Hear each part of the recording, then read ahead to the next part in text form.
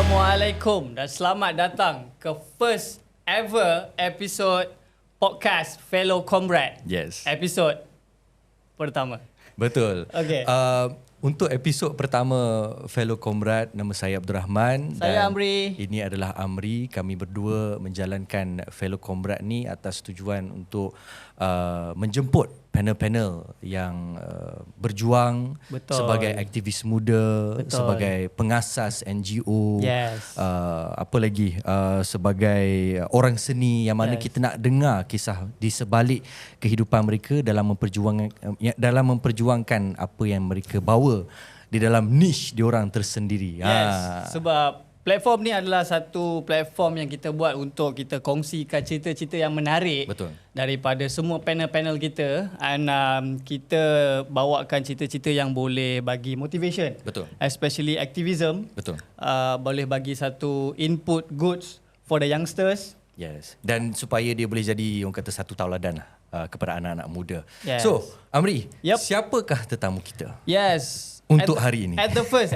So masa producer bagi aku this kind of this project kan, aku agak terkejut. Yeah. Sebab bila aku tengok list of the guests, secret first guest kita about killing sebenarnya. Dia unik. Betul, sangat unik. Dia ada 3 portfolio. Ush. So menteri selalunya 2 portfolio. Dia Yes. 3 Dia 3 portfolio. Okay, So okay. first is the activist.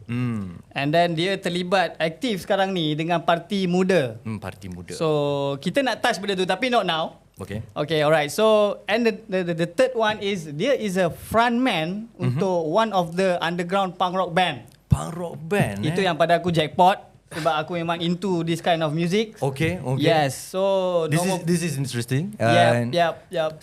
Patutlah episod pertama kita ni punk rockers masuk politik. Yeah, so jangan skip. Kita tak tipu, kita memang bawa punk rockers. Betul. Yes, so apa kata kita jemput panel kita, saudara Amir Hadi. Assalamualaikum. Waalaikumsalam. Thank you so much Amir dah dapat datang. Terima kasih invite saya datang ke Yes. podcast malam ni, Comrade. Comrade, betul. Kita tahu Amir busy. Betul. So dalam kebelakangan ni Rahman, aku tengok Amir ni dia dalam sosial media kan. Dia marah betul bro. Dia Dia marah betul bro. Tak, aku hari tu follow dia punya ceramah pun aku rasa dia ni aku pula yang marah. Kan, Sentiasa marah, kan. Ya. Aku nak tanya soalan tu tapi not now. Tapi gambar-gambar dia Kan. Yeah. So itu yang Nyo, kita, one of the macam tu, uniqueness lah untuk kita punya first guest. betul. So Amir, kita ada buat few risikan lah kan behind you. So kita tahu you as a punk rock. And then you dibesarkan, kita boleh kata common family lah macam kita semua. Tapi kita tak nak pergi too deep. You sekolah rendah, tadika, whatever. Kita just nak tahu daripada sekolah menengah ke you jadi punk rock ni sebenarnya? Siapakah Amir Hadi sebelum muda? Trigger point dia dekat mana? Menarik. Yeah. Cerita dia waktu sekolah dulu, aku memang suka dengar muzik lah. Aku influenced by my brother. Alright. Dia banyak dengar muzik, dia ada apa tu Zain dan sebagainya, Zin dan sebagainya. So aku tengok dia apa benda ni kan. Yep. Macam-macam lagu ada. Bila dengar tu kita jadi tertarik ya. So bila dekat zaman sekolah dulu, kawan-kawan banyak terlibat dengan underground punya scene. Okay. Kalau di tempat aku tu, dia banyak dengan oi, street punk, kan? Skinhead punya lah. Dulu kalau kita ingat dulu Yes, zaman yes, dulu, yes. bila kita nak join benda-benda ni, kita kena beli knowledge. Aku ada cerita benda tu. Aku Beli ada cerita knowledge benda. Beli knowledge. Dulu zaman kita sekolah, Yes, knowledge yes. tu kita pun ingat knowledge ni apa benda kan. Betul. Ingat eja dia NOLEJ. Yes, Kan? Knowledge yes. ni apa benda? Rupanya knowledge, pengetahuan. Pengetahuan, Which is very yep. interesting dulu sebelum kita terlibat. Dia kata kalau kau nak terlibat kau kena beli knowledge, dia kata kan. Aku cakap knowledge tu apa benda kena beli-beli ni. Aku kena bahan tu dengan member aku pasal knowledge ni. Aku still blur. Knowledge ni apa? Yes. Amir, teruskan pasal knowledge. Ni bila dia kata dululah bila terlibat dengan kawan-kawan, Alright. diorang waktu tu skinhead dan sebagainya. Okay, Dia kata kau kena tahu kau punya kasut tali warna apa kau kena tahu. Kau punya seluar nak lipat berapa. Bila keluar, bila kita pakai braces, macam mana nak pakai. So benda tu semua ada dalam knowledge dia tau. Okay, faham. Kau tak boleh simply pakai. Dan dulu kalau ingat diorang lepak macam-macam tempat lah kan. Lepas tu dia kata kalau senior-senior, dia panggil so-called senior, nampak dan tanya kau dan kau tak boleh jawab, dia akan ambil kau punya kasut. Dia akan ambil kau punya barang dan sebagainya lah. Kalau kalau kau tak boleh nak jawab dan kau kena baca that knowledge tau. Yes. So daripada zaman sekolah, tapi dia bermula dengan muzik. So aku suka dengan muzik-muzik yang laju dan juga membawa maksud. Itu yang paling penting. So memang daripada dulu kau botak ke macam mana ni? Tak botak lah. Waktu tu walaupun dengan kawan-kawan yang terlibat dengan skinhead, tapi diorang juga kawan dengan ada budak-budak punk dan sebagainya. Lepak dulu aku daripada Balakong, lepak The Mines lah, kemudiannya pergi Maybank. Yes, betul. Pergi Times Square lah, lepak pulau lah, macam-macam lah kan budak-budak dulu kan. So tapi yang sebenarnya yang lebih aku minat daripada selain daripada fashion, sebab for me semua tu tentang fashion. Sebab kalau punk, kalau kita tahulah ada macam-macam lah, anarko punk, syndicalist dan sebagainya. Bukan, biasanya bila orang terlibat kan, dia bukan sebab dia baca Proudhon atau dia baca tentang anarkism dan sebagainya. Dia bermula dengan muzik. Dan aku sendiri pun aku bermula dengan muzik. Aku into that music. Aku rasa muzik tu macam dia kena dengan jiwa anak muda yang memberontak. Betul. Anak muda yang memberontak. Itu keyword dia. Aku start kenal Dr. Martin for example, and aku minat dengan Dr. Martin because of that knowledge. Okay. And then aku pernah kantor yang knowledge ni dengan family aku. So they have a situation over there. Itu yang buat aku kat meja ni lah sekarang. Okay. Tapi cerita pasal knowledge kantor ni kan, aku ada cakap itu. Kantor dengan family aku juga. Cerita dia. Kau kena tahu tu. Cerita dia, aku dulu knowledge tu, yalah dulu dengan senior dia orang jual pada kita kan. So bila kita nak pandai pakai internet, kita download sendiri. Betul. Kan? Ada panggil macam-macam lah namanya kan. So aku download, aku bagi pada kawan. Dia kantor dengan bapak dia. Bapak dia tahu mak aku. Bagi tahu bapak aku.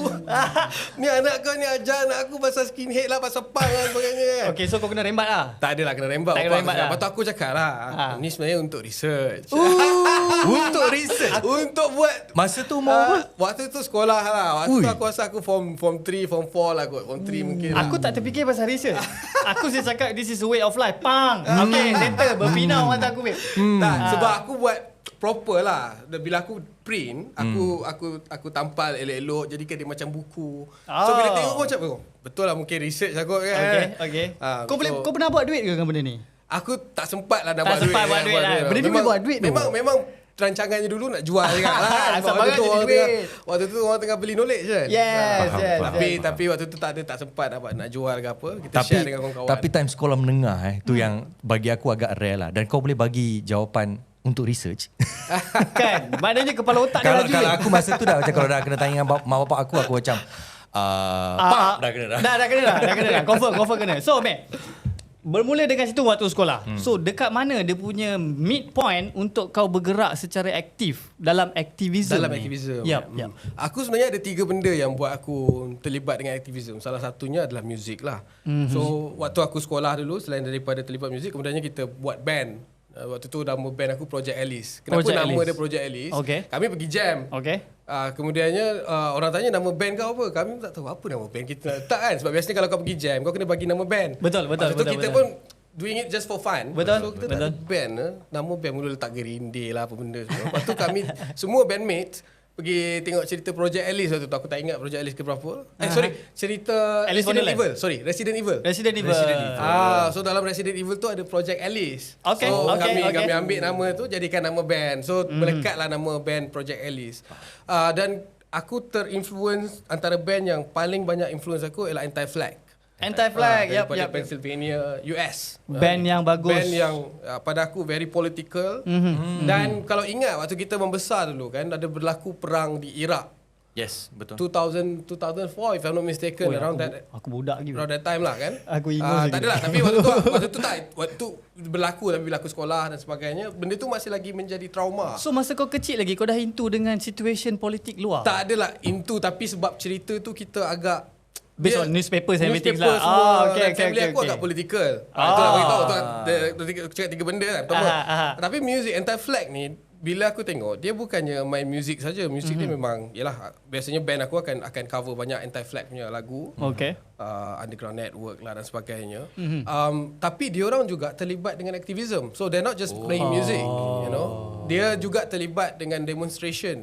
Masa tu kau belum anti perang. Kau belum lagi masa tu? Apa dia? Masa tu kau belum terlibat dengan aktivism? Ke dah sekali jalan dengan kau?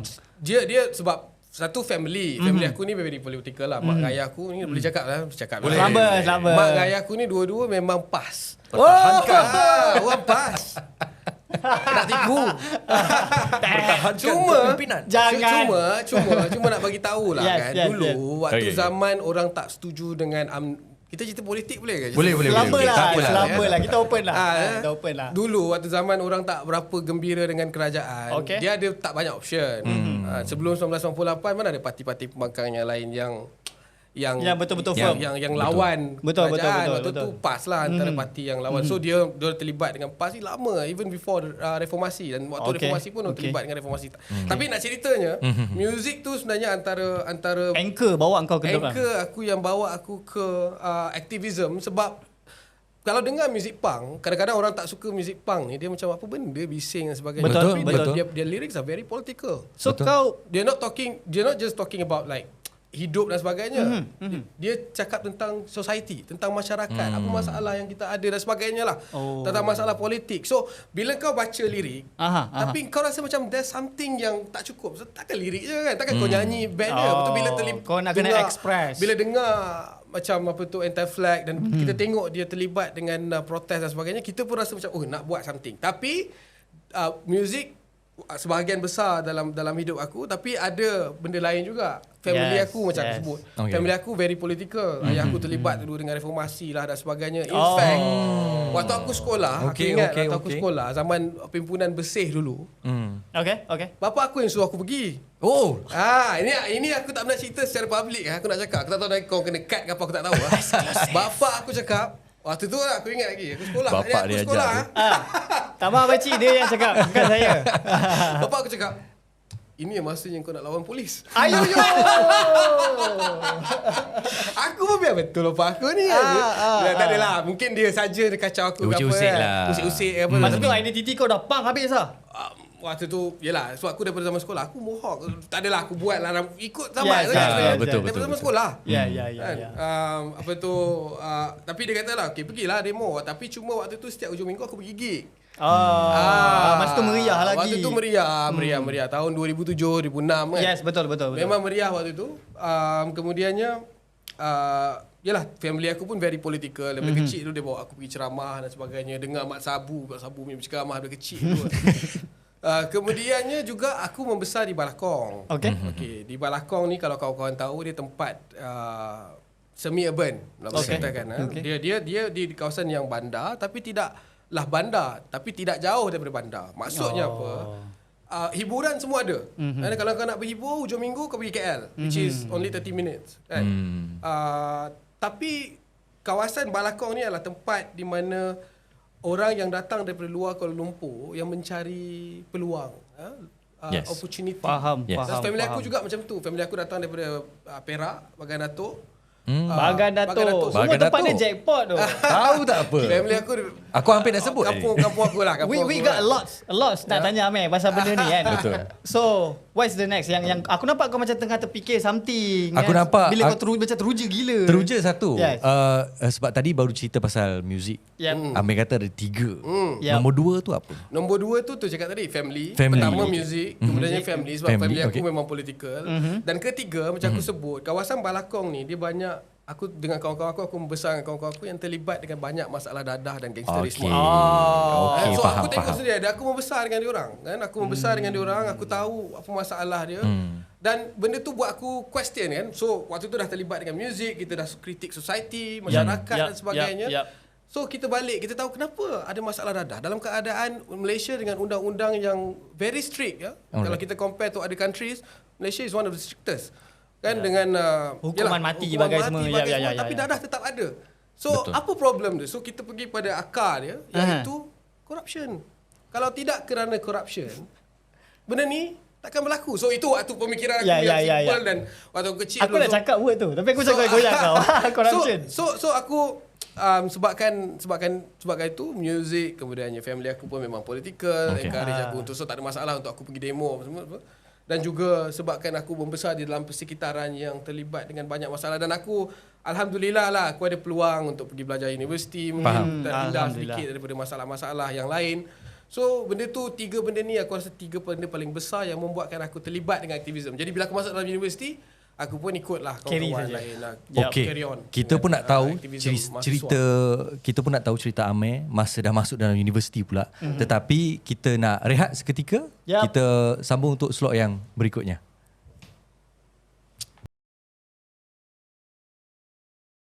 Okey, kita bertemu lagi untuk slot yang berikutnya. Kali ni Amir kita nak main game. Kita tone down Game sekejap. pula, game. Yes.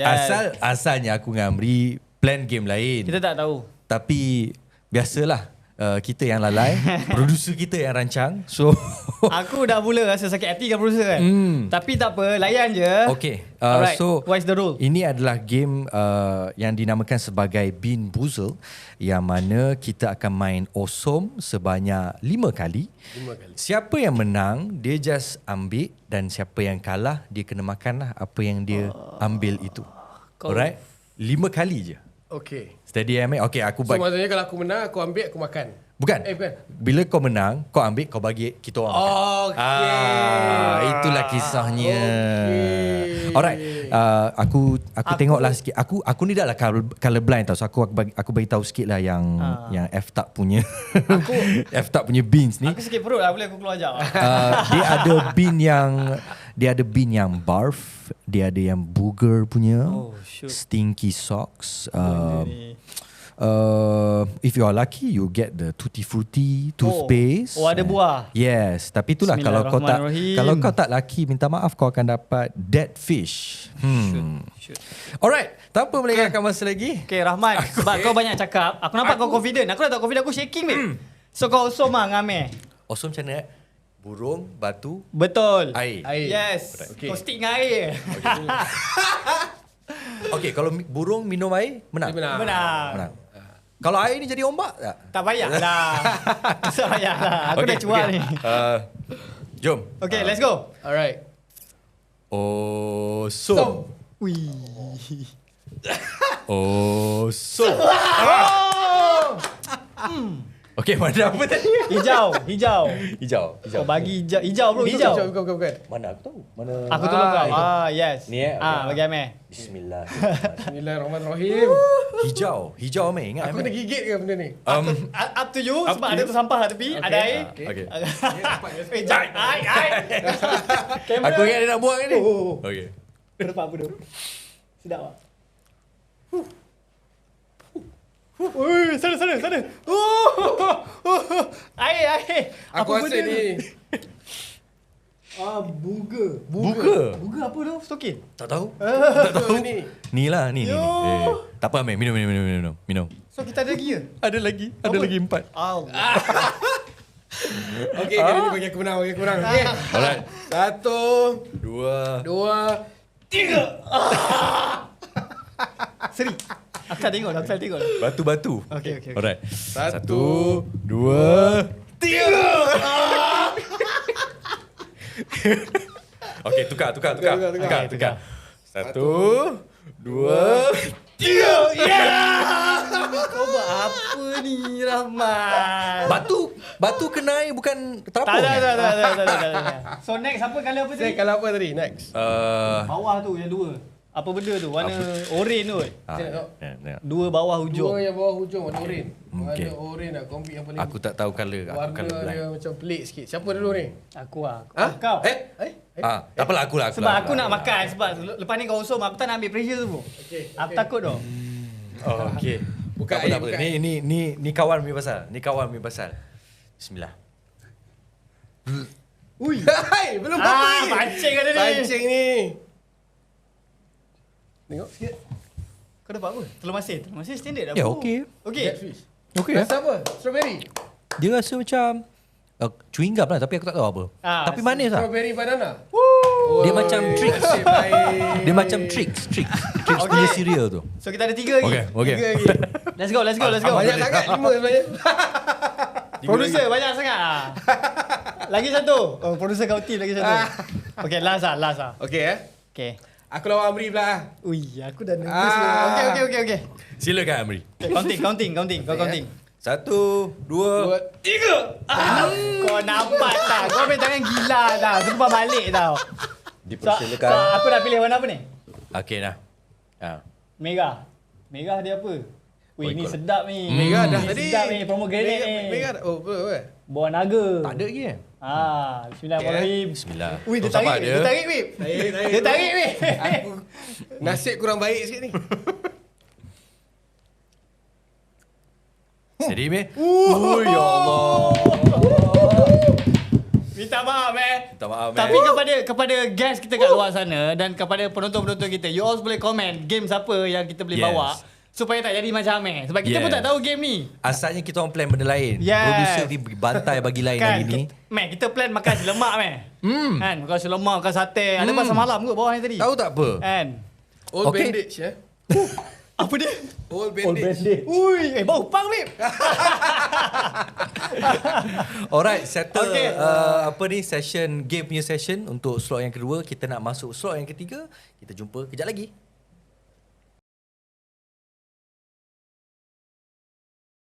Hi guys, welcome back.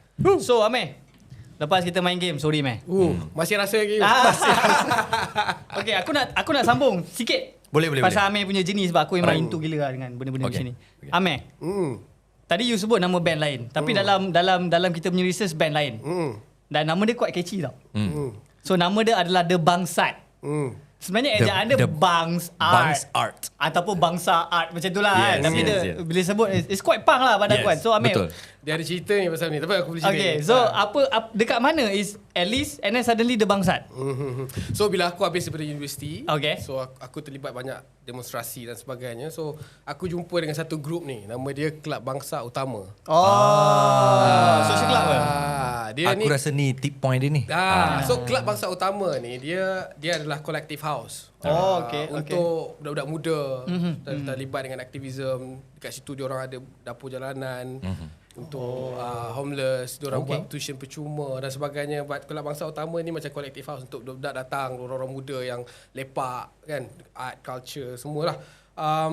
So dekat situ aku jumpa dengan ramai orang. Dan orang macam Adam sekarang ni Adam Ali. Okey. Timbalan Menteri ya. Pang juga Dulu satu bilik dulu tu. Sebantat lah orang cakap kan. Timbalan. Cable power. Kau sabar jap. Semua kawan-kawan ni kan. Ramai lah waktu tu. Ramai kawan-kawan lah yang dekat Okay. situ. Sekarang ni ada yang di luar negara dan sebagainya. Okay. So daripada situ waktu tu aku baru habis belajar dan aku terlibat dengan aktivism secara lebih agresif. Tapi duit tak ada. Kan? So Typical pang. Memang DIY habis lah. Kan?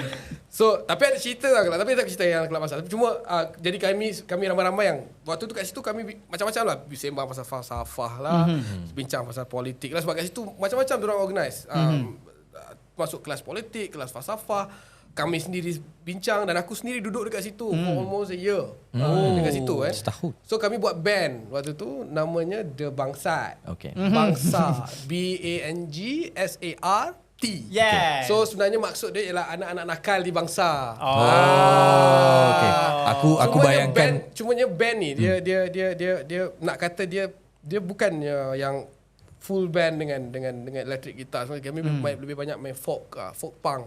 Orang kata kan akustik dan sebagainya. Tapi kami banyak main dalam protes. So protes kami pergi, kami akan main bawa muzik. So kekuatan dia kepada lirik macam tu. Kekuatan dia kepada lirik, kemudiannya lagu-lagu tu ada juga lagu yang kami buat. Macam contoh kalau siapa yang kenal Said Zahari. Arwah Said Zahari ni dia dulu adalah pengarah utusan, if I'm not mistaken, pengarah something. Dia di penjara bawah ISA selama belasan tahun di Singapura. Okay. So dia dalam penjara dia ada buat puisi, dan daripada puisi tu kita jadikan lagu. So dan kami juga perform di protes-protes, di pentas-pentas politik. Kemudiannya ada bila pengacara introduce kan. Kami bawa ada Bangsat, ada makcik ke depan. Sebab kita bukan pergi event budak-budak muda di campur kan. Faham. Politik. Makcik Bangsat. Aku ingat benda ni tak ada kat Malaysia sebab aku follow this kind of thing, punk di jalanan, main this kind of music. Ada satu band nama Marginal. So dia orang macam ni. So rupanya kat Malaysia ada. Dan nak bagi tahu Marginal di Kelab Bangsa tu, dia datang Kelab Bangsa. Of course untuk bagi talk macam you all macam sama roots kat situ kan. Lebih kurang lah, sebab Kelab Bangsa ni dia boleh kata collective house. So biasanya punk ni dia akan ada collective house di sini. Cuma Kelab Bangsa ni dia very political. Sampai sekarang ada ke? Sampai sekarang ada. Sampai sekarang ada. Cuma mungkin dia punya Movement tu dah lain sedikit lah. Okay. Kami ni orang kata anak-anak nakal yang duduk dekat situ. Dan kita buat demo almost every week. Started daripada Kelab Bangsa. Aku nak touch pasal demo. Masa as dalam kumpulan bangsa tu, Amir penyanyi lah, is it? Yes, betul. Okay. Dia frontman. Lah, Kau tak fokus penyanyi, kat aku, man. bro. Penyanyi Aku man. buat homework gila-gila ni. Come on, producer. Tak penonton kena tahu. Okay. Amir tak mention tadi. Tapi Amir, kita nak rewind sikit. Kita nak rewind sikit sebab tadi kita nak touch masa di universiti. Betul. Amir dah masuk bab activism dan biasa orang yang masuk dalam activism ni dia dalam universiti pun dia ada dia punya pinpoint dia ada dia punya third force lah not. Mungkin Amir boleh cerita sikit. So aku rasa bila aku masuk universiti, ketika itu aku UiTM bro. Oh. UiTM. Okay. Alhamdulillah. Alhamdulillah. Waktu aku degree lah kan, degree dan juga diploma aku di UiTM. Cumanya waktu tu aku dah berjinak dengan politik, dengan muzik dan aku membaca adalah baca sikit pasal anarkism dan sebagainya. Pandangan politik aku ketika itu lebih cenderung kepada anarkism. Aku dulu percaya bahawa kuasa dan orang yang berkuasa ini sentiasa bermasalah. Okay. So fahamnya aku waktu itulah kan. So bila aku terlibat dengan universiti, aku bukanlah terlibat nak jadi MPP. Tak. Aku ingat kat arah tu. So aku punya aktivism di universiti tu bukan pergi bertanding MPP tak. Kami pergi boycott PRK contohnya kan. Dia bawa sampai universiti. Dia bawa sampai situ. Boycott kan? Boycott PRK. Letak macam-macam lah kalau cerita sama universiti tu. Letak bendera waktu tu bersih. UiTM tak boleh bersih. Kami pergi pacak bendera kuning di dalam UiTM. So kalau pernah tengok berita bendera kuning terpacak tu ni budak-budak yang maknanya kau nak bagi statement dalam UiTM dah ada radical movement. Betul. So Okay. kami pun adalah buat beberapa gerakan untuk student dan bawa buat perbincangan dan sebagainya. Cumanya mungkin UiTM punya movement ni dia agak terputus sedikit dengan movement yang lebih established dan lebih besar di luar macam di UM dan universiti lain kan. Betul nampak. So waktu aku universiti tu memang aku fahaman politik aku ataupun pandangan falsafah dunia aku adalah ke arah situ dan aku menganggap bahawa any form of government adalah akhirnya dia akan membawa kepada penindasan. So itu pandangan dulu kan, pandangan dulu. So bila aku habis universiti pun, bila aku terlibat pun itulah pandangan awal dan kita banyak berbincang sebab macam aku sebutkan kita sembang falsafah, pasal politik, pasal macam mana bentuk kerajaan dan sebagainya. So waktu tu memang aku bermula dengan faham dan mungkin orang tak tahu tapi aku bermula dengan faham anarkisme. Baca Bakunin, baca Proudhon. Komuniti tu kuat ke masa tu? Nak kata kuat tu tak kuat tapi ada perbincangan dan ada kumpulannya, ada. So it's not just about music. Ada orang yang just music. Kan so bila aku music dan sebab tu aku macam kadang-kadang aku nak kata aku punk ke tidak punk ke aku tak peduli lah. Kan yang penting aku sampai apa yang kau nak pergi. Dengan band kemudiannya aku ada message yang aku nak sampaikan dan kemudiannya aku terlibat juga dengan aktivism dan sebab kalau kita macam contoh marginal dan yang lain-lain kan di Indonesia diorang ada collective house. Cuma collective house diorang ini semuanya berada di dalam masyarakat. So collective house itu mesti menyumbang semula kepada masyarakat. So itu ideanya sebab tu di dalam di collective house even di Kelab Bangsa pun diorang menyumbang semula pada masyarakat sekitar tu. Bangsa dia ada pecah dua. Walaupun bangsa ni selalunya sinonimnya dengan kelompok kaya. Elit. Tapi kalau elit, kalau kita pergi ke bangsa, dia ada pecah dua. Satu bangsa utama, tempat pekerja-pekerja KTM. Ada banyak flat-flat dekat situ. Dan kemudiannya ada bangsa yang elit lah. Kami di kawasan bangsa utama tu, yang kawasan yang agak tidak ni sengit lah. Tapi yalah, diorang buat macam-macam. Buat bagi food kitchen, soup kitchen, kemudiannya bagi tuition percuma untuk anak-anak di sana. Kami buat macam-macam lah. So benda tu dia dah jadi inspiring. Sebahagian bila aku dah duduk situ, dia dah jadi sebahagian daripada hidup aku. So dekat situ lah aku belajar macam-macam lah. Sembang dengan macam-macam orang, jumpa dengan orang yang tak pernah aku jumpa. Benda ni yang penting sebenarnya. You know, sebab kadang-kadang orang akan tengok collective house as a art punya perspektif, tapi dia tak tahu di sebalik tu ada giving back to the community. Betul. So kita dah tahu daripada Amir punya perjalanan daripada sekolah, Betul. dia terlibat dengan music, and then dia terlibat dengan activism, Yes. and then dia ada buat movement sikit. Betul, kat dalam universiti. Dekat universiti UiTM. UiTM pula tu. Yes. Berani baik Muhammad ni. Berani baik. Apa dia bahas kan? Aku biasa dengar gerakan-gerakan macam ni kat UM. Ini dalam UiTM, babe. And then kawan yang dia sebut tu pun dekat bukan UiTM lah, dekat Tanjung Malim aku rasa. Okay. So ada satu kempen atau satu demonstrasi yang agak besar tahun 2015. Betul. So aku nak tanya pasal benda ni. Lama dah aku nak tanya kat Amir ni. Tangkap Najib. Apa yang kau marah sangat dengan Najib ni?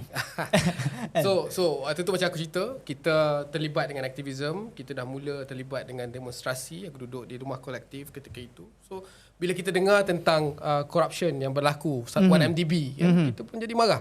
Waktu tu aku lagi muda daripada sekarang, walaupun sekarang ni masih muda lah kan. Tapi waktu tu lagi muda, kita punya jiwa memberontak tu menggelegak kan. Cover terus. Dia kata melampau betul kan. Perdana Menteri curi duit. Waktu tu DOJ dan sebagainya dah cerita. Tapi kita tahu takkan ada apa-apa tindakan pada seorang Perdana Menteri ketika itu. Oh, masa tu dia masih berkuasa. Dia masih lagi berkuasa. Betul. So kami dengan kawan-kawan, kami pun kumpul, kami kata we have to do something and we are going to organize a protest. Dan ketika itu ada, waktu bila kita bincang-bincang kan, tarikh, if I'm not mistaken, is 1st of August 2015 kalau tak silap kan. Tarikh itu ada perjumpaan menteri-menteri luar ASEAN di PWTC. So kita kata ini tarikh yang sangat baik sebab untuk hijack. Bukan untuk hijack, tapi dapat perhatian. Dapat perhatian sebab media antarabangsa akan ada dekat sini. Okay, make sense. So kita kata kita akan berarak daripada Sogo pergi ke PWTC. Weh, diorang buat plan tu. Perang ni. Aku cakap details lah plan. Plan memang details lah. So kita kata kita akan buat berarak daripada Sogo ke PWTC untuk desak supaya Najib ditangkap, walaupun kita tahulah dia tak kata ditangkap, tapi sekurang-kurangnya berita itu akan bawa keluar bahawa rakyat Malaysia tidak biarkan saja bila terdengar ada korupsi yang berlaku dalam negara. So kita pun bincang. So kita decide kita akan buat. So masa tu secretive ke atau dah mula bagi tahu kepada umum yang kau akan buat benda ni? Kami buat pengumuman. Dan pengumuman yang kami buat ketika itu di Kelab Bangsa lah. Kami buat PC ketika itu. Ada Adam, ada Syukri Razak, ada Arwah Syazni Munir, ada Rara ada ketika itu. So daripada pengumuman kepada hari 1 Ogos kalau tak silap, ada buffer ke tu? Ada buffer. Ada few days buffer. Kemudiannya kami dapat call. Kami dapat call daripada Dang Wangi. IPD Dang Wangi. Macam biasa. Panas. Dan dia kata, aku tak boleh lupa benda ni, aku akan ingat sampai bila-bila lah. Dia kata, lama dah kita tak jumpa makan kuih. Datanglah, kita sembang-sembang makan kuih. Dia kata, makan kuih. Aku tak tahu. So biasanya tu standard lah. Bila kau buat, kalau kau organize protes dan sebagainya, polis akan panggil. Kita tahu. So kita pun bincang-bincang, kita hantar 4 orang untuk pergi. Aku, Adam Adli, Syukri Razak, ketika itu bekerja dengan Suaram, kemudiannya Azin Harif, ni salah seorang kawan lagi kami berempat pergi. So aku sampai lewat sikit tau. Aku, Adam dengan Azin ni satu kereta. Kami duduk kat Bangsa. Syukri Razak dia duduk daripada tempat lain. Tak silap aku waktu tu dia di Sungai Buloh somewhere lah. Aku tak ingat. So bila kami sampai, Syukri dah ada. Lepas tu Syukri tu datang kat aku. Bila kami lepas je pagar IPD Dawangi tu, dia kata, "Meh, aku rasa tak sedap hati ya."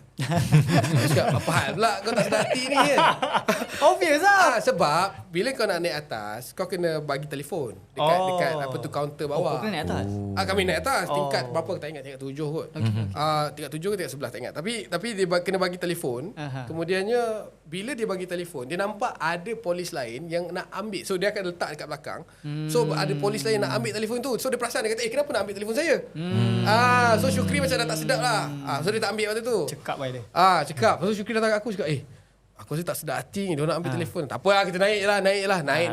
Kami pun pergi jumpa dengan polis. Dan benda ni aku rasa very interesting.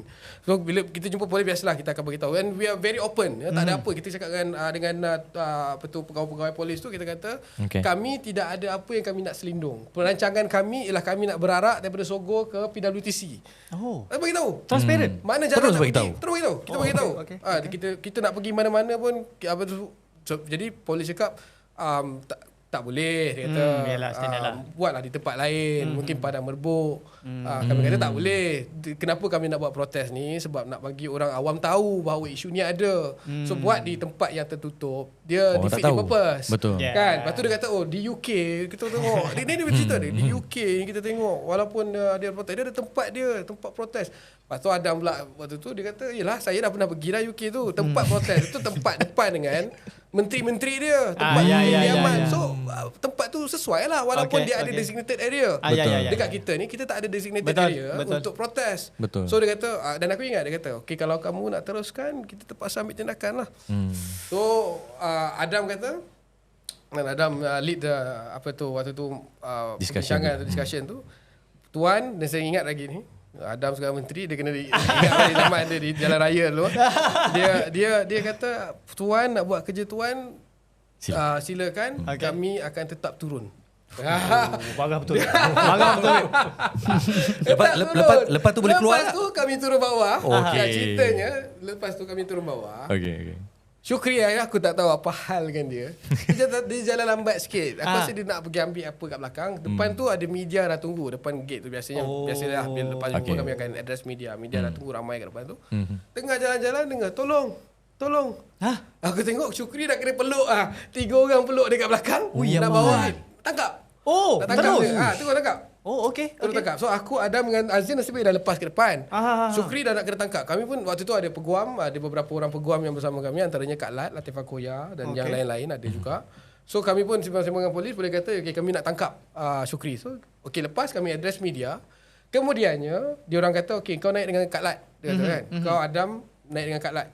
Azin pergi bawa kereta. Tapi kereta tu kereta Adam. Okay, kereta kenari. Lama Adam bawa kereta tu. Kemudiannya Azin pula tak boleh nak start kereta. Aku tak tahu apa, mungkin dia pun dah gabra ke apa. Dia tak boleh nak start kereta, jadi kami terpaksa lah pergi ke kereta. Bila pergi ke kereta, Adam pula kena peluk. Pancing terus. Ini 1 hari sebelum demonstrasi 1 hari sebelum demonstrasi. So Adam kena tangkap, Syukri Razak kena tangkap. Kemudiannya di kawasan lain, Mandip Singh kena tangkap. Tempat lain pun dah start jalan. Tempat lain Mandip Singh kena tangkap. So ketika itu beberapa kawan-kawan dah kena tangkap. So I have to take the lead lah kan. So aku panggil semua ke safe house. Kami ada safe house dulu. Kami pergi ke safe house. Bahaya bro ni. Dan kami bincang. Dan kami bagi tahu pada kawan-kawan semua, open lah kan, pada kawan-kawan semua yang terlibat. Kita kata esok kalau kita pergi kita akan kena tangkap. Confirm. Aku cakap pada kawan-kawan lah. Jadi aku nak bagi terus terang pada kawan-kawan semua. Kalau siapa-siapa yang nak tarik diri, boleh tarik diri sekarang. Kita kata kita faham masing-masing ada kerja dan sebagainya. Kalau kena tangkap mungkin ada masalah. Kalau nak tarik diri, boleh tarik diri sekarang. Kita takkan judge, kita takkan apa, kita faham. Tapi waktu tu rasanya ada dalam 20 orang dalam bilik tu. Tak ada seorang pun tarik diri baik. Kita go on. Esoknya bila semua dah ni, sikit lagi last. Kita rancang tau siapa kena tangkap dulu, siapa kena tangkap nombor 2, siapa kena tangkap nombor 3. Dan benda tu kita buat. Sama lah macam Adam tadi semua. Itu dah out of control lah. Ini yang waktu hari kejadian tu. Waktu tu aku dulu kena tangkap. Kemudian kalau aku dah kena tangkap, siapa pergi ke depan, kita buat semua. Very detail. Very detail. Eksklusif Best bro, dengar. Okay, alright. Aku tengah membayangkan dia orang kat tempat tu kan, dengan Adam kena tangkap lah, dengan seorang tu kena tangkap lah. Aku cakap, best juga buat movie ni. Seorang lagi yang kena tangkap ialah Isya Budi Rais. Kelakar gila. Dia kena tangkap. Dalam semua orang muda yang kena tangkap, tiba-tiba ada seorang orang yang tak berapa muda kena tangkap. Veteran dia kena tangkap. So esoknya tu kami kena tangkap. Kami tidur lock up lah few days. Lama ke? Tak silap aku 3 hari. Okay. I think kita kena fast forward sikit. Sebab tadi dah cerita pasal Najib, tangkap Najib. Now kita nak beralih ke topik berkenaan dengan muda pula. Tetapi sebelum kita nak cerita pasal parti muda ni, nak tanya dululah. Amir, dulu saya sempat dengar BFM punya interview yang mana Amir ada cakap masa Amir aktif dalam aktivism, kalau boleh Amir tak nak pun terlibat dengan NGO yang related dengan political related punya NGOs lah. But then fast forward today, Amir adalah Setiausaha Agung Parti Muda. So, apakah ini? Saya dari masa depan. Tak, aku terus terang cakap. tak ada cita-cita politik. Dan aku tak ada rasa pun nak masuk parti politik. So sebelum ni bila aku dah terlibat aktif dengan aktivism, aku kerja dengan Suara Rakyat Malaysia, Suara Malaysia Human Rights Organisation. Dan ketika itu tugas aku ialah untuk pantau penggunaan undang-undang keselamatan. Kita ada SOSMA, POKA, dulu ada ISA dan sebagainya. Taklah. So aku bila buat tentang undang-undang ni bekerja rapat dengan ahli-ahli politik lah, MP. Dia kan lawmakers kan. So waktu itu aku tak ada rasa nak masuk parti politik. Aku rasa dan aku faham bahawa semua orang dia ada tanggungjawabnya masing-masing dan dia ada peranannya masing-masing. So mungkin bukan semua orang kena masuk parti politik. Ada orang yang perlu bersuara di luar. Betul. Kan dan selain dari bersuara, aku terlibat ada grup namanya Liga Rakyat Demokratik bersama dengan kawan-kawan lain. Aku terlibat juga dengan Kelab Bangsa. Kita dah bincang lama tentang nak tubuhkan parti ni. Cumanya waktu itu kita kata tak pernah tukar kerajaan. Banyaklah isu, kalau nak cerita panjang nanti kita ada masa yang singkat. Tapi langkah Sheraton adalah turning point. Oh ya, betul. It's impact no. Aku tak tahulah macam nak cakap, tapi aku rasa langkah Sheraton tu memberikan turning point kepada aku sendiri.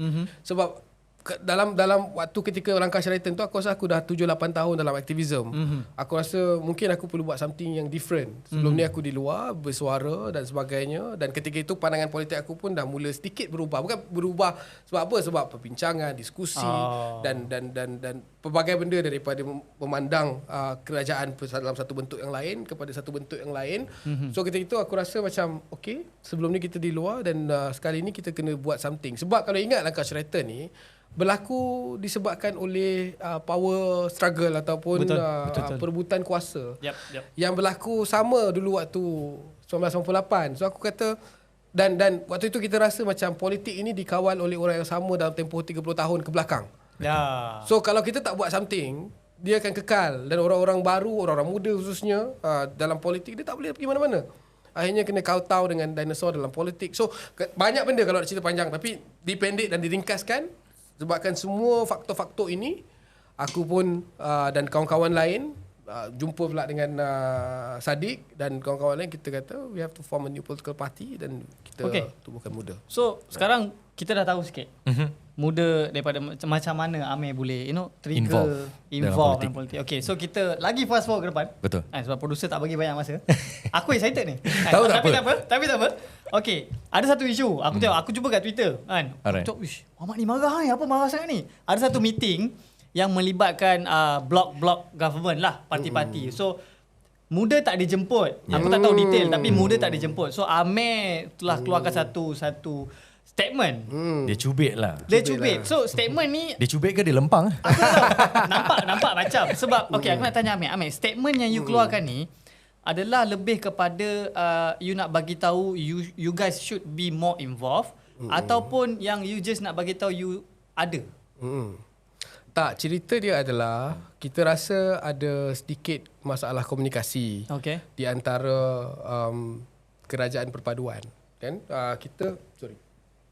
kita dah lepas daripada pilihan raya itu, tamat pilihan raya, tidak ada sebarang komunikasi di antara pihak kami Muda dan juga Sekretariat Pakatan Harapan.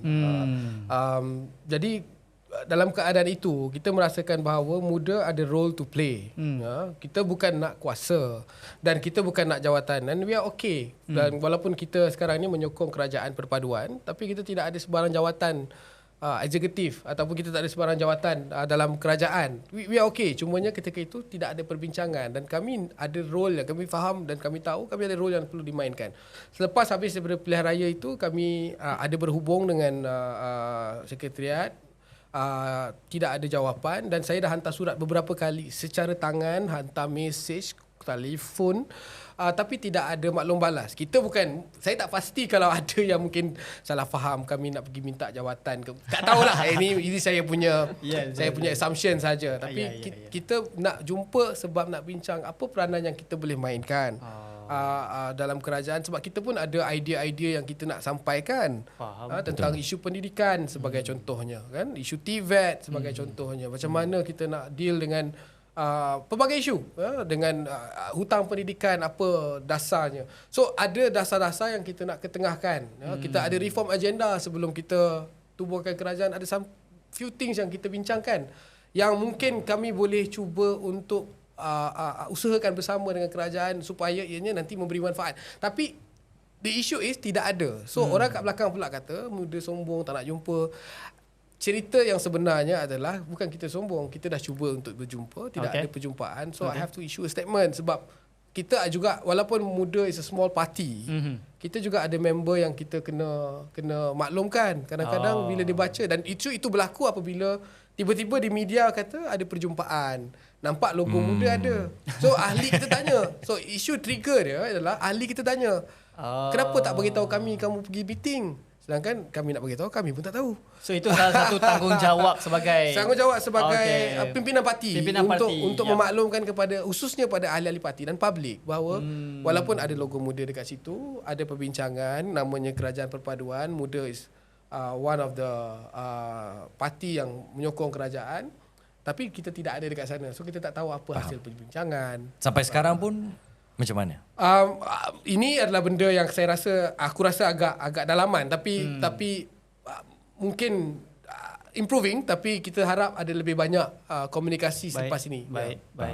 Aku rasa aku nak tanya macam-macam lagi pasal isu ni sebab yelah muda ni satu parti yang baru, walaupun kerusi dia tak banyak, tetapi nampak gayanya involvement dia bersama Kerajaan Perpaduan ni macam kurang sedikit.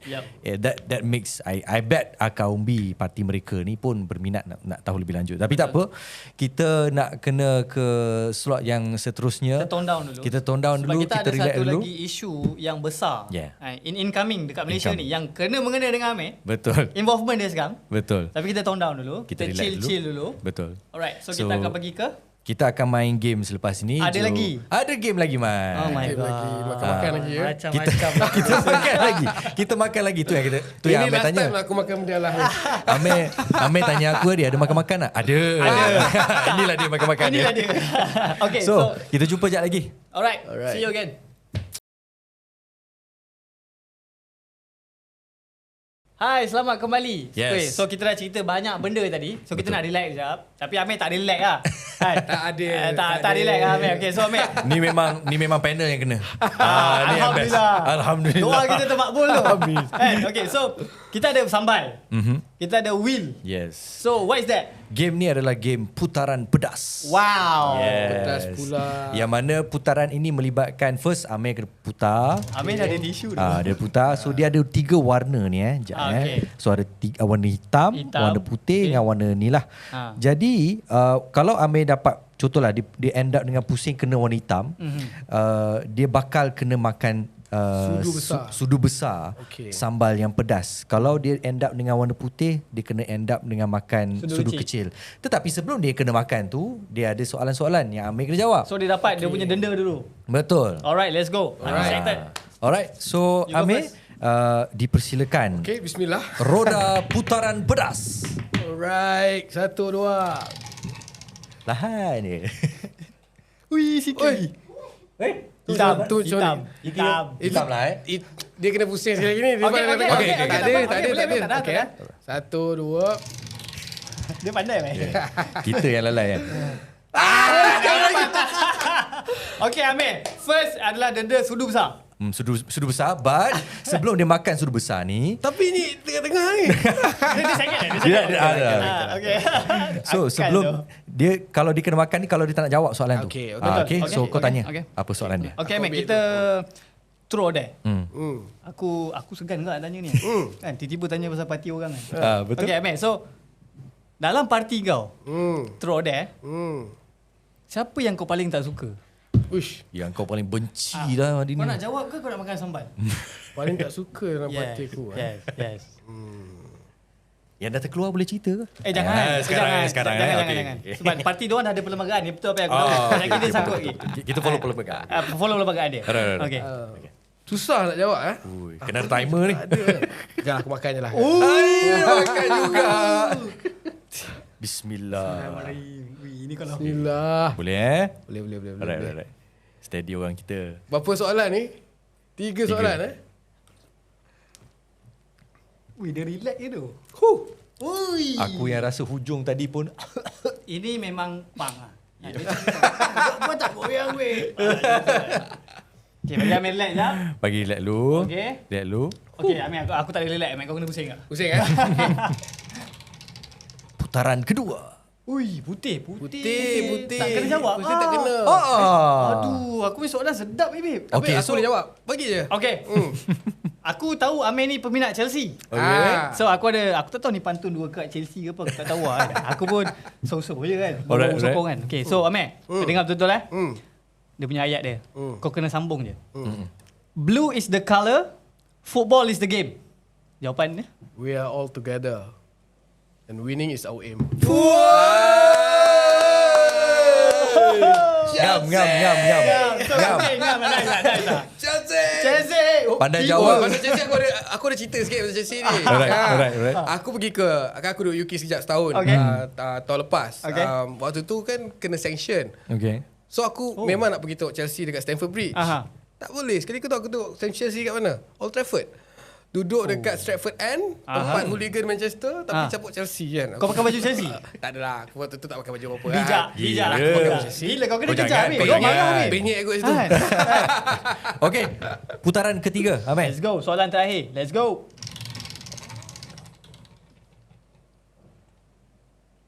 Apa tu?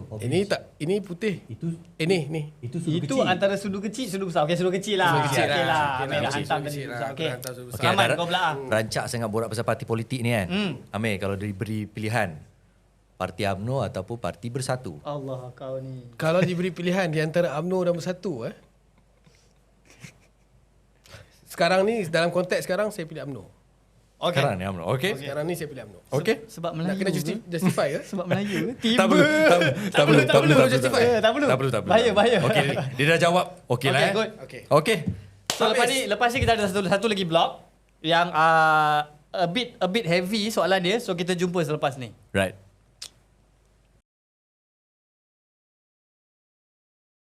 Hai guys, selamat kembali. So Amir pun dah main 2 game. Kita Betul. dah tahu bio pasal Amir. Yes. Okay Amir, so ini last question. You involved dengan parti politik. So lepas ni kat Malaysia kita ada pilihan raya negeri. Betul. PRN. Julai macam tu lah. Betul. Okay, so sebelum ni Amir, kita tengok kalau kat social media lah, kita tengok you involvement you walaupun you still seagung, you banyak dalam involvement dengan bila pergi berkempen. Adakah PRN ni involvement you akan lebih dalam ataupun stick to that? Dia proses dalam parti politik ni kita kena faham. Dia ada proses dia sebelum kita berhadapan dengan sebarang perkara, termasuklah pilihan raya. Dan pilihan raya adalah satu pesta yang paling besar bagi semua parti-parti politik yang ada di Malaysia.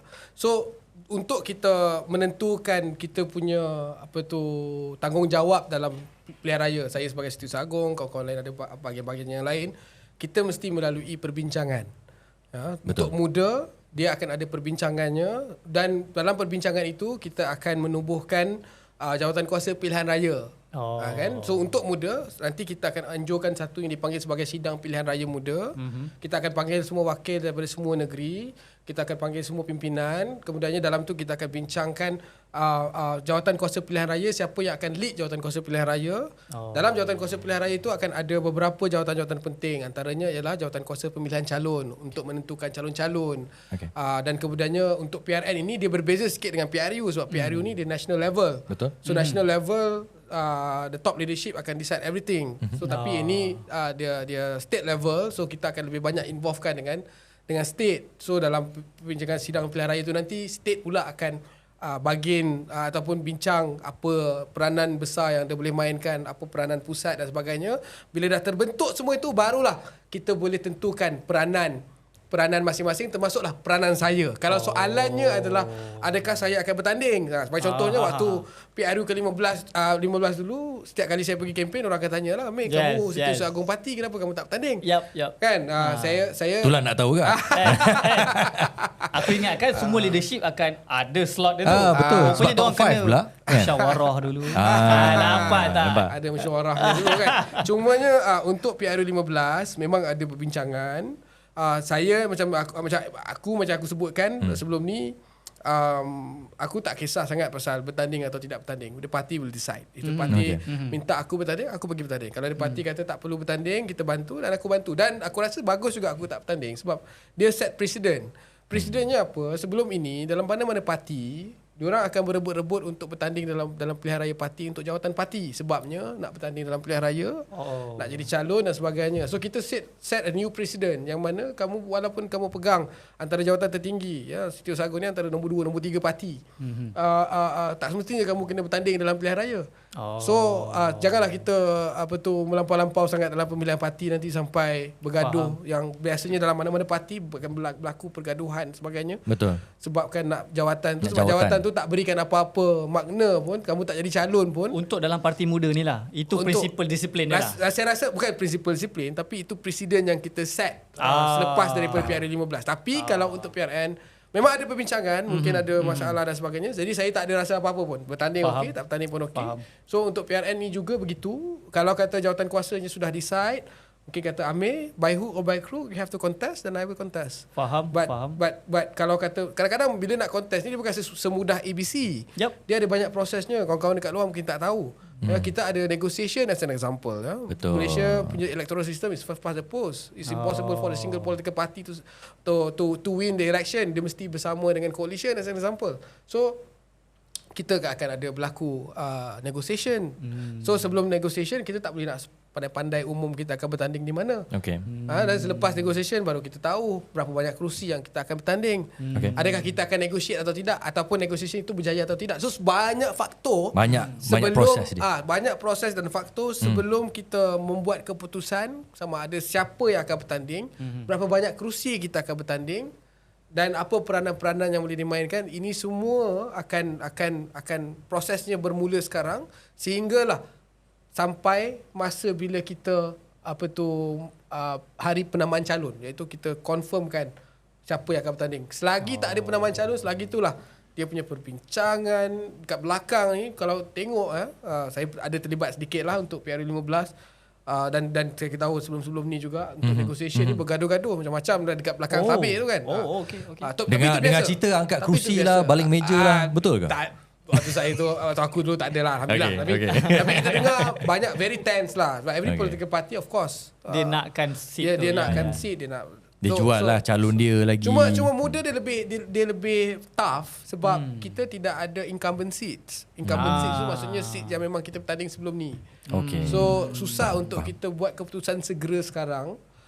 Semuanya nanti akan bergantung kepada dinamik politik juga. So kawan-kawan yang mungkin terlibat dengan politik, yang tahu politik, yang ikut politik, yang belajar political science atau apa-apa, tahu bahawa dinamik politik ini berubah hampir setiap bulan mungkin. Bila dah nak dekat pilihan raya, mungkin boleh jadi setiap hari berubah dinamik politik. So kita juga nak kena membuat keputusan berdasarkan dinamika politik dalam keadaan ketika itu. So sekarang ni aku tak boleh nak cakap lagi. Sebab dinamiknya nanti akan berubah kan. Anggap kita anggaplah mungkin Amir sekarang ni terlibat dalam bahagian belakang dahulu. Betul. Lebih sebab dia banyak proses, banyak buku, banyak liku-liku dia. Aku baru tahu ni. Maknanya proses tu besar. Betul. Aku ingatkan saya nak calon sini. Dah. Tak. Aku ada duit. No. Dah jalan. Tak. Okay, Amir, kita fast forward sikit. Let's say lah Amir bertanding di satu tempat. Malam ni dapat pengumuman, dapat jawapan. Amir menang kawasan tu. Tak kiralah PRN ke PRU. Esok apa yang Amir nak buat? Dia buat gig tu. Buat gig depan parlimen. Aku beli tu tiket tu. Aku rasa mungkin pertamanya aku buat kesyukuran lah. Alhamdulillah. Steady brother. Pertahankan kepimpinan ulama. Til jannah brother. So buat kesyukuran. Kita pertamanya pada akulah, kalau kata aku bertanding, aku tak bertanding seorang-seorang.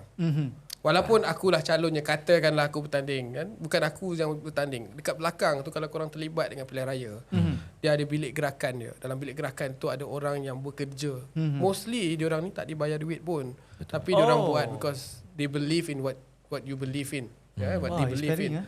So untuk muda terutamanya, kalau kita pergi tengok dalam bilik gerakan parti muda, which is very interesting, aku selalu sebut pada kawan-kawan, bilik gerakan kita semua orang muda. Walaupun muda ni parti untuk semua, tapi dalam bilik gerakan yang menggerakkan semua, kempen, perbincangan, plan, strategi, semua orang muda muka baru yang sama-sama buat. So aku rasa yang pertama yang perlu diraikan adalah mereka yang terlibat bersama. So itu perkara pertama yang aku rasa aku nak kena buat, iaitu aku kena appreciate orang yang bersama aku di belakang walaupun mungkin wajahnya tidak kelihatan. Faham. Tapi mereka lah yang memainkan peranan yang paling besar sehingga boleh mungkin sebab kita cerita pasal menang kan. Betul. Memenangkan seorang calon itu. So mungkin itu yang pertama. Kemudian barulah kita pergi kepada fasa-fasa yang berikutnya, iaitu permasalahan. So pada aku selalu fikir dan aku percaya bahawa ahli politik ni tugas dia ialah menyelesaikan masalah. Okay. Kalau ahli politik ni membawa masalah, jatuhkan dia. Aku ada masalah.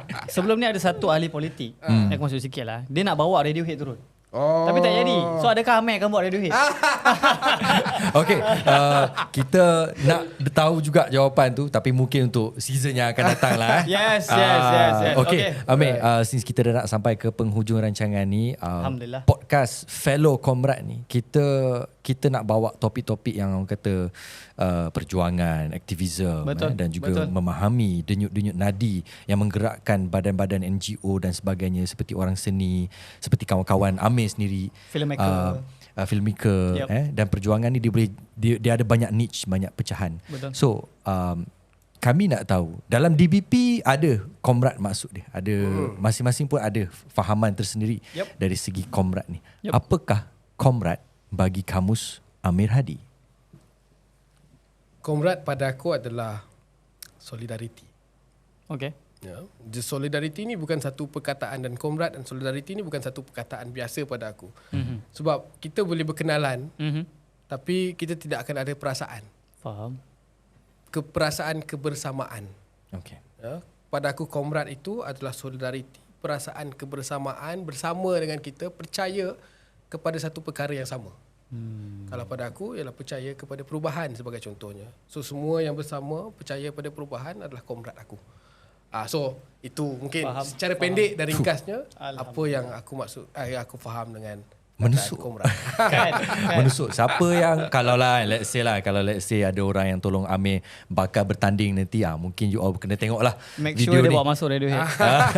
Kena ingat baik-baik kata-kata saudara Amir Hadi ni. So kita dah sampai penghujung. Yes. Alhamdulillah. Terima kasih banyak Amir. Terima kasih banyak. You dah korbankan makan coklat. Coklat sambal. Dua tak coklat masalahnya.